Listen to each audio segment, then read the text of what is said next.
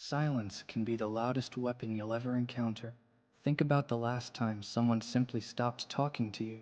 Not in anger, not in tears, but in that calculated, deliberate quiet. You reach out, you apologize, you replay conversations trying to find what you did wrong.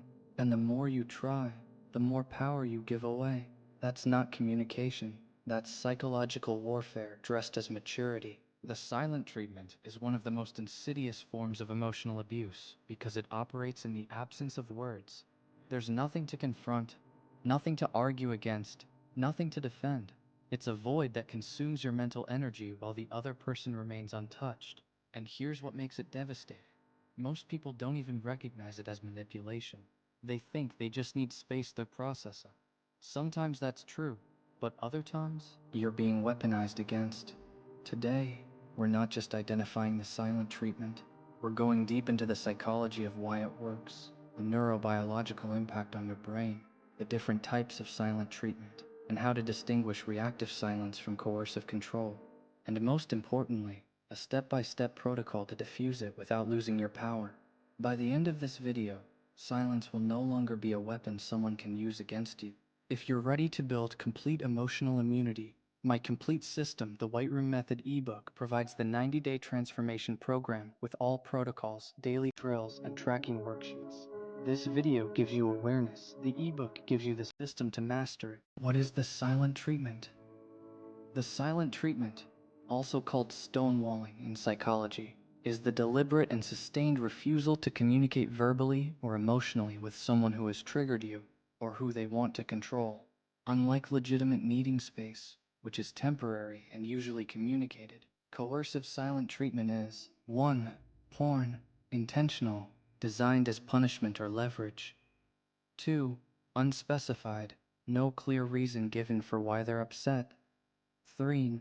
One-sided, they expect you to figure it out while giving nothing. 4. Leveraged, used to extract apologies, compliance, or emotional collapse. The taxonomy of silence. Not all silence is abuse. 3 distinct types. Type 1. Reactive silence. Legitimate. People who are genuinely overwhelmed, flooded with emotion, or need processing time. Characteristics. Temporary, self-regulating. I need a moment. Returns to communication. Doesn't weaponize silence. This is healthy self-regulation, not abuse. Type 2. Strategic silence. Manipulative. Calculated non-communication to gain compliance, punish, test your vulnerability, or maintain power. Characteristics. Disproportionate to trigger. Used selectively when they want something. Stops when they get what they want. This is gray rock in reverse. They're using non-response as a weapon. Coercive control. Abusive. Sustained. Punishing silence designed to break your spirit, establish dominance, create dependency, or isolate. Characteristics. Prolonged. Hours to weeks. Escalates over time. Punishes any attempt to address it. Reframed as, you can't handle feedback. This is emotional abuse. Why people use silent treatment. 1. Narcissistic control. They learned that silence equals power. Words risk exposure. Silence maintains mystery and control. 2. Learned behavior. Family of origin modeling. In our house, the silent treatment was how we punished. 3. Power preservation. Speaking requires vulnerability. Silence preserves their high status in the dynamic. 4. Avoiding accountability. If they never say what you did wrong, you can never correctly apologize. They maintain the upper hand indefinitely. 5. Extracting supply. Your anxiety, chasing, apologizing, and emotional effort, a call narcissistic supply. They don't need to participate. Your distress fuels them. 6. Testing your investment. Will they chase? Will they break? This reveals how much control they have. The neurobiological impact. When you're on the receiving end of silent treatment, your brain experiences genuine threat response, amygdala activation. Your threat detection center flags social rejection as physical danger. Same neural circuitry as pain, hunger, or temperature regulation. Chronic silent treatment exposure, all elevated cortisol. Your body thinks it's in danger continuously. This leads to anxiety, sleep disruption, immune suppression, and hypervigilance. Prefrontal confusion. Your rational mind desperately tries to solve the silence. This creates rumination, looped thoughts trying to decode what happened. Your brain is wired for closure. Without communication, it panic scrolls for answers. Dopamine dysregulation. The intermittent reinforcement of maybe they'll talk to me today creates addiction-like patterns. You're chasing a hit that may never come, the same neurological pathway as gambling addiction. Deeper neurobiology training, including exercises to strengthen your stress response system and resist the neurobiological pull of chasing, is covered in the White Room Method ebooks Chapter 4, Cortisol Management, and Chapter 7. The pattern. After a conflict or even minor disagreement, they immediately withdraw. Not hours later, immediately, they go silent with lightning speed, often before you've finished speaking. This isn't overwhelm, it's a deliberate shutdown. What they're measuring, your compliance threshold. Will you chase immediately? Will you apologize for nothing to fix it? Do you fold when silence appears? This establishes the precedent. I can deactivate you at any time. Possible real example. You gently mention you didn't appreciate being interrupted during dinner. By the time you finish your sentence, they've left the room. No response, no acknowledgement. The next morning they act normal like nothing happened. Or wait for you to apologize for making them leave. Your counter. Do not chase. Do not apologize for having a feeling. Wait for the return to neutral naturally. If they bring up the original issue, address it calmly. If they pretend nothing happened, mirror. I noticed we didn't resolve that. Can we talk about it when you're ready? You've held the boundary without escalation. Narrow note. This attacks your social bonding instinct. Humans are wired to reconnect. Your brain screams, fix this now. By waiting, you rebuild the muscle of self-regulation instead of anxious scrambling. The pattern. The silence lasts exactly as long as it takes for you to break. 2 hours? They respond when you apologize. 2 days? They respond exactly when you're about to leave or freak out. The silence works precisely when you begin to exert independence. What they're measuring, your breaking point. How much independence can they override with silence? This is reverse fishing. They wait for the exact moment your threshold is about to break, creating maximum dependency on their timing. Real example. After a minor argument about plans, they go silent. Day 1, you text normally, no response. Day 2, you mention going to a friend's, they text 10 minutes later, have fun. They timed the response to test whether you actually would go. Make your own timeline. I'll be back by X time is information, not permission seeking. Actually leave. Actually do the thing. Let them respond on your timeline, not the reverse. You've demonstrated your life continues with or without their communication. Pattern #3. The gaslight silence. The pattern. When you try to address the silence directly, they deny it. What silence? I was just busy. You're being sensitive. You're creating problems where there aren't any. They're not silent about being silent. They deny the silence even exists. What they're measuring? Your reality integrity. Can they gaslight your perception? If you accept there was no silence, you lose your reality. Next time, you'll doubt your own experience before speaking. This is the foot in the door to full gaslighting. Real example. You haven't spoken to me in 3 days. That's not true. I said good morning. Single word acknowledgement deflects the entire freeze. They've technically responded, so now you're overreacting if you pursue it. Encounter document before addressing.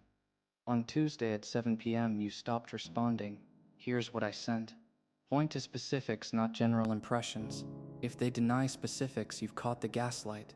I'm documenting what happened. I'm not interested in debating whether it did. Pattern #4. The triangulation freeze. The pattern. They've gone silent. But you notice they're talking to everyone else. Friends, social media, other people in the room, just not you. The silence is specifically targeted at you while they perform normalcy elsewhere. What they're measuring. Can they isolate you socially while maintaining their image? You've now been silenced, plus publicly embarrassed. Others wonder what's wrong with you. This is classic narcissistic triangulation. They maintain relational power by making you the problem. Real example. At a party, they speak to everyone but you. You try to include them in conversation? Dead air. Others don't notice because they're chatty with everyone else. You're left looking like the problem to others. Contact. Expand outward. Engage others more. Don't chase them in group settings. Let them be the one who appears strange by being cold to you specifically. Others notice selective cruelty. You've done nothing wrong. Authors say, pattern #5. The conditional return. The pattern. They will talk, but only after you meet their hidden condition. You don't know what it is, that's the point. But you're expected to guess, perform, and satisfy it before communication resumes. There's no path to resolution. There's only path to their secret terms. What they're measuring. Can they create an undefined compliance contract? You'll never do enough because you don't know what enough is. This keeps you perpetually performing. Real example. After conflict, silence for days. Then they finally text. I guess some people just don't care about others. You've now learned the condition. You're supposed to feel guilt, profusely apologize, and demonstrate more care. Next, freeze. You already know to lead with guilt apology. Don't decode. I noticed you returned to communication. Can we talk about Tuesday directly? Refuse to accept unstated conditions. You've got no secret quiz to pass. There's only direct conversation or there's nothing. Pattern #6. The performance check. The pattern. The ice breaks and communication resumes. But they immediately want something. A favor. An agreement. Money. Compliance with a plan they had. The silence was the down payment. Now they need the purchase. What they're measuring. Your current compliance threshold after being flooded with anxiety. Post-silence, you'll do almost anything to maintain connection. The timing is deliberate. You pay premium for peace. Real example, 4 days of silence. Then we need to talk about money. You're so relieved they're talking that you'll agree to their terms. The structure of the demand wasn't possible until you'd paid in anxiety. Your counter. Distinguish relief from agreement. The anxiety of silence fades quickly. Bad agreements last. I need time to think about that. Let's schedule in a day. You've resumed communication but deferred the demand. Advanced response protocol. The 6-step diffusion. For each silent treatment pattern, follow this exact sequence. 1. Formative. Acknowledge internally. Note, they're silent. This is a pattern. No emotion yet, just observation. 2. Pause the chase. Do not immediately reach out, apologize, or chase. Wait a minimum of 24 hours before any first outreach. This disrupts their expectation of anxious pursuit. The pause also signals you notice the game. 3. Assess type. Distinguish reactive, temporary, communicated returns from strategic/coercive. Real needs versus power games. This determines your next move. 4. Establish terms. I'm here when you're ready to discuss Tuesday. Fixed return point, no guilt, no ultimatums. You've opened the door without chasing through it. Do this once. Repetition reinforces their power. 5. Fruest, continue living. Don't pause your life. Go to the event. Make the plans. See the friends. Your life doesn't contract during their silence. You've demonstrated their silence doesn't stop your functioning. Licks. Document, decide. After resolution, note the pattern. Was it one time? Escalating? Conditioned? 3+ incidents warrants rethinking the relationship type, depth, or exit. You've just received a full tactical briefing on the 6 silent treatment patterns that operate beneath most people's radar. This isn't about becoming cold or retaliatory. It's about seeing clearly. Starting right now, when silence appears, watch. Is this person processing or performing? Is the silence proportionate, or is it a lever to pull your anxiety? Then deploy the 6-step protocol. Acknowledge, pause, assess, establish terms, continue living, document.